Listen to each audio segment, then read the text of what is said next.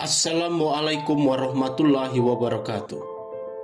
Sahabat beriman, beberapa tahun terakhir banyaknya fenomena serta peristiwa yang terjadi pada beberapa negara Islam selalu menjadi topik utama yang sering dibicarakan oleh umat muslim. Dari perang, pembantaian, bahkan kelaparan diangkat oleh mereka. Namun tak jarang ada juga yang berani menyebutkan rukun Ka'bah sebagai penyebab datangnya bencana di negara-negara muslim. Lantas, apakah yang dimaksud dengan rukun Ka'bah? Dan bagaimana bisa rukun Ka'bah dikaitkan dengan bencana di negara muslim? Tonton video ini hingga akhir agar tidak sesat. Meski tak lagi menjadi salah satu dari tujuan keajaiban dunia, Ka'bah tetap memberi banyak pengaruh besar di dalam dunia Islam. Namun, tak banyak yang tahu jika model Ka'bah yang sering kita lihat bukanlah bentuk originalnya. Pasalnya, Ka'bah sudah diciptakan oleh Allah sebelum Nabi Adam diturunkan ke dunia ini. Seiring berjalannya waktu, barulah Ka'bah memiliki ciri khas bangunan yang berbentuk kubus. Akan tetapi, perubahan tersebut juga tak serta-merta dibangun seperti versi yang sekarang. Sebab, sebelum Nabi Ibrahim dan Ismail mendirikan pondasi berbentuk kotak, Ka'bah sudah sering hancur dan mengalami perubahan karena bencana alam, seperti yang dijelaskan dalam buku The Great Episode of Muhammad SAW. Beliau mengatakan, para ulama telah sepakat bahwa Ka'bah telah mengalami pembangunan atau rehabilitas sebanyak 4 kali, yaitu di zaman Nabi Ibrahim dan Ismail, lalu di zaman Quraisy atau sebelum Nabi Muhammad diangkat menjadi rasul, kemudian di zaman Khalifah Yazid bin Muawiyah, dan terakhir di zaman setelah wafatnya Abdullah bin Zubair. Tak hanya sampai di situ, selain nama Ka'bah yang berarti kotak, ternyata setiap sudut dari bangunan tersebut juga memiliki julukan tersendiri. Dalam ajaran Islam, sudut tersebut sering dikenal dengan istilah rukun, di mana masing-masing rukun Ka'bah dinamai dengan rukun Iraki, rukun Sami, rukun Yamani, dan rukun Hajar Aswad. Akan tetapi, dari keempat rukun Ka'bah, ada 2 rukun yang paling dicintai oleh Rasulullah SAW, yaitu rukun Yamani dan rukun Aswad. Sebenarnya, jika rukun Yamani tidak memiliki sudut yang segaris dengan rukun Aswad, maka hanya rukun Aswadlah yang sangat disenangi oleh Nabi. Sebagaimana kisah yang diceritakan oleh Ibnu Abbas, Rasulullah SAW hanya menyelami rukun Hajar Aswad dan Yamani karena sejajar. Sesaat setelah itu, Rasulullah SAW bersabda, "Sungguh, mengusap kedua rukun tersebut bisa menghapuskan dosa-dosa." Bahkan saat Rasulullah berada di antara kedua rukun ini, beliau selalu berdoa, "Wahai Tuhanku, berilah kami kebaikan dunia dan akhirat, serta jagalah kami dari siksa api neraka." Quran Surat Al-Baqarah ayat 21. Sebenarnya penamaan rukun-rukun tersebut bukanlah hal yang tak beralasan. Sebab, julukan setiap rukun itu disematkan karena mengarah kepada negara besar muslim yang disebutkan seperti Irak, Yaman, dan Sam. Akan tetapi, dari hadis Rasulullah, hanya tempat favorit Nabi yaitu rukun Hajar Aswad yang tidak disandingkan dengan nama negara muslim. Namun, jika jadi rukun Iraki ditarik garis yang sejajar dengan rukun Aswad dan ditarik lagi garis yang sejajar, Masya Allah, rukun Hajar Aswad ternyata mengarah pada negara besar muslim lainnya, yaitu Indonesia. Pasti kalian bangga yang melihat pembuktian tadi. Akan dibuat takjub dan senang karena rukun tersebut mengarah ke negara yang kita cintai. Apalagi negara kita memang telah lama menjadi salah satu negara besar Islam di dunia. Selain itu, bukan hanya dianut dan dipercayai, Islam di negara kita juga sedang memberi kontribusi serta pengaruh positif bagi perkembangan Indonesia. Semua itu bisa terlihat dari proses merebutkan kemerdekaan dari para penjajah yang mengikutsertakan para tokoh agama dalam peperangan ideologi Pancasila yang mengedepankan toleransi seperti diperintahkan oleh Allah dan Rasul-Nya, hingga hukum-hukum pemerintah Indonesia yang banyak merujuk pada ajaran agama Islam. Sayangnya, rukun-rukun Ka'bah yang seharusnya disakralkan oleh seluruh umat muslim di dunia ternyata sering dikaitkan dengan musibah maupun kehancuran negara muslim.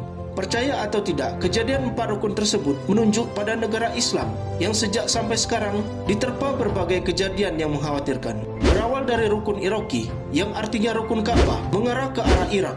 Bisa kalian lihat sendiri, negara yang dulunya pernah menjadi ibu kota negara Islam, yang memegang peranan penting di masa Khulafaur Rasyidin, kini berubah menjadi wilayah yang sangat ekstrim untuk dikunjungi. Pasalnya, ketegangan perebutan kekuasaan selalu mewarnai negara tersebut. Belum lagi kasus pembantaian serta pembunuhan hampir sering terlihat di penjuru negeri Irak. Padahal, sebagai negara muslim, mereka seharusnya sadar jika harga nyawa seorang muslim memiliki nilai yang lebih tinggi dari perkara-perkara dunia. Sebagaimana Rasulullah Shallallahu Alaihi Wasallam bersabda, di sisi Allah, hilangnya nyawa seorang muslim lebih besar dibandingkan perkara di dunia. Hilangnya dunia lebih ringan bagi Allah dibanding terbunuhnya seorang muslim tanpa hak. Hadis riwayat An-Nasa'i. Tak hanya itu, peristiwa yang dialami oleh Irak juga terjadi di negeri yang nama negaranya tersemat pada salah satu rukun Ka'bah lainnya, yaitu rukun Yamani. Lebih parahnya lagi, sejak tahun 1990 sampai sekarang, Yaman masih berada dalam situasi perang saudara.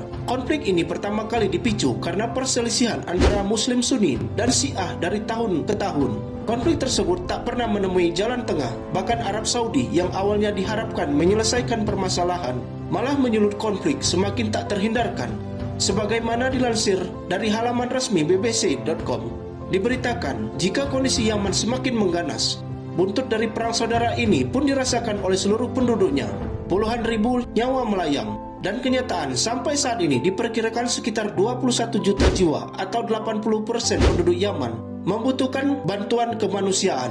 Selain itu, pada tahun 2021, Organisasi Perserikatan Bangsa-Bangsa atau PBB menyebutkan bahwa perang saudara yang terjadi di Yaman merupakan krisis kemanusiaan terburuk yang pernah terjadi di dunia, di mana setengah juta anak-anak di negara tersebut mengalami gizi buruk akut, dan setiap 10 menitnya diperkirakan ada satu anak meninggal dunia.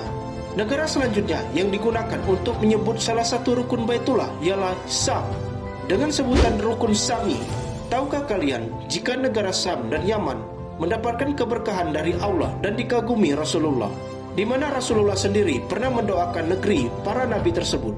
Sebagaimana dalam hadisnya, beliau bersabda, "Ya Allah, berkahilah kami pada negeri Syam dan berkahilah kami pada negeri Yaman." Hadis riwayat Bukhari dan Ahmad. Namun mirisnya, seolah mengikuti jejak dua rukun sebelumnya, negeri Syam juga mengalami kejadian yang sangat menyayat hati umat muslim. Pasalnya, negeri yang di dalamnya terdiri dari negara Irak, Palestina, Lebanon, dan Suriah telah mengalami berbagai konflik yang tak kalah hebatnya. Jika dibandingkan dengan Yaman, pasti hati kalian sering hancur berkeping-keping tak kalah mendengar perang saudara seperti kejadian di Irak dan Suriah yang dengan tega mengorbankan penduduknya sendiri hanya karena perebutan kekuasaan, atau warga Lebanon maupun Palestina yang tak henti-hentinya dibombardir atau dipersekusi oleh tentara Zionis Israel.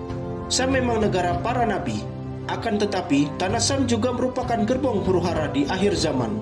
Angka kejadian tersebut kebetulan atau tidak, akan tetapi konflik Irak karena rukun Iraki, perang Yaman karena rukun Yamani, atau huru-hara di akhir zaman di Syam karena rukun Sami merupakan kejadian yang nyata. Adanya semua negeri Islam tersebut tak henti-hentinya menjadi sorotan media-media besar di dunia.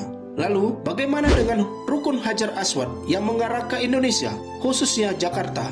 Akankah ada peristiwa seperti yang dialami ketiga negara tersebut? Menelisik Indonesia, tak bisa disangkal jika negara kita juga sudah sering ditimpa berbagai peristiwa, bom bunuh diri, tsunami, banjir bandang, gempa bumi, dan bencana-bencana lainnya. Seolah tak ingin meninggalkan negeri ini.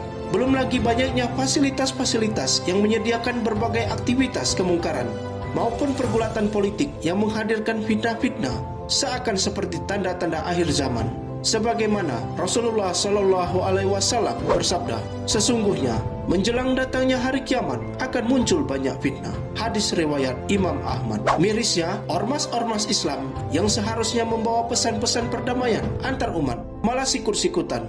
Memang kejadian di negeri kita tak separah dengan negeri-negeri sebelumnya. Akan tetapi, jika arah yang ditunjukkan oleh setiap rukun adalah alasan kehancuran negara-negara Islam, maka satu kata untuk umat muslim di Indonesia, bersiaplah, sahabat beriman. Apakah rukun Hajar Aswad yang mengarah ke negara ini merupakan pertanda akan terjadinya kehancuran tanah kelahiran kita? Wallahu a'lam bishawab. Wassalamualaikum warahmatullahi wabarakatuh.